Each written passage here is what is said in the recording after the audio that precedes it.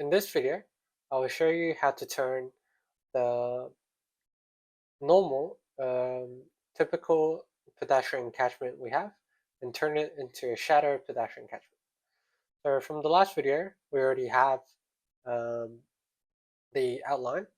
So what we'll do now is we'll cut it with the shadow lines that we had before. So first thing first, we'll make a new layer. We'll call it pedestrian pedcatch tutorial lines.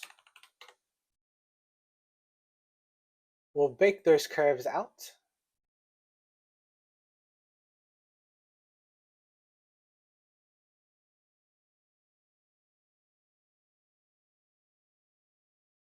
And right now we'll just hide all the grasshopper stuff. And here is the lines. Give it a different color. Right? And we'll bring out the shadow lines that we had before. Now we'll just split it. I don't do this in Grasshopper because Grasshopper, the lines are too complicated. There's too many stuff, and Grasshopper takes a long time to split. But anyways, let's go ahead and do it.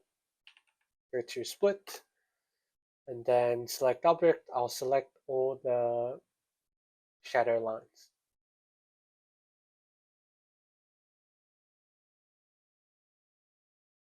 And just wait until it's a cut. I'll turn that off. Ungroup it.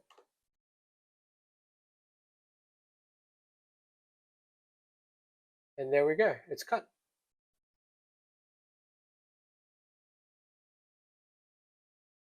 You have segments inside the shadow and segments outside the shadow. Perfect, that's what we want. So right now, we'll have to bring this inside to Grasshopper again, which I already did. So that's fine, we'll just hide this, which I already did over here. So this over here is the lines after it's already cut. Over here. And I also brought in the shadows outlines as well. So to make a difference, to see the difference between whether it is under shadow or not, we'll have to pick out the lines that are inside the shadow and also the lines that are outside the shadow. So the same procedure as we did before in the last video. We'll find the midpoint of each curve, here the midpoint, and we use the curve endpoint component. The points is all the midpoints of the curve. And the curves that we want to analyze is the shadow outline. We want to see if the curve is inside or not. With that, we will have two results. So we will want to look for the results outside and results inside. We'll split into two. We'll use the cool pattern to find the results inside. So we'll run the equality with the number of 2 to find the results inside, which are those. I'll turn those off so we could see better. Turn those off as well. So here we go. Those are the curves that are under the shadow. You can see those are the curves that are under the shadow. And here we have all the curves that are outside the shadow.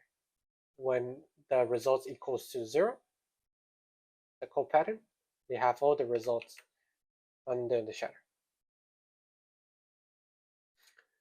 And what's next? We'll give it some visualizations. So we use the polyline offset component, and we give them a offset of 1.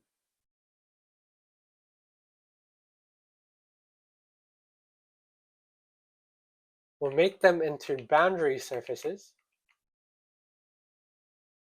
So right now we turn them into a surface and we give them a color swatch.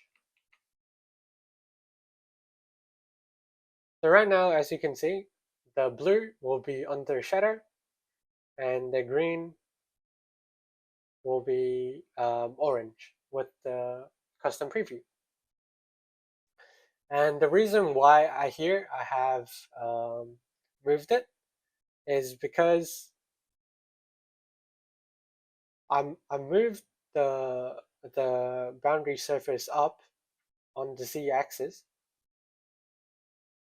That is because um, it will better help you better visualize it. I'll turn on the buildings and the trees. Here we could see the shadows, the actual shadows, together with the buildings. What we'll do is we'll make a different color for all the objects. One single color. That's not good. We'll make it into like a dark black. Okay, that's better. So as you can see here, after we visualize it,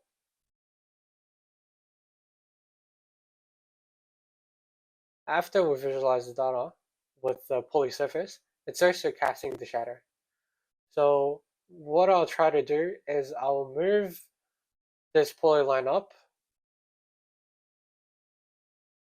And as you can see here, this is from a side view. So what we created now is actually up there. The benefits of this is that, second, go back to shadow tutorial, turn the view back to top.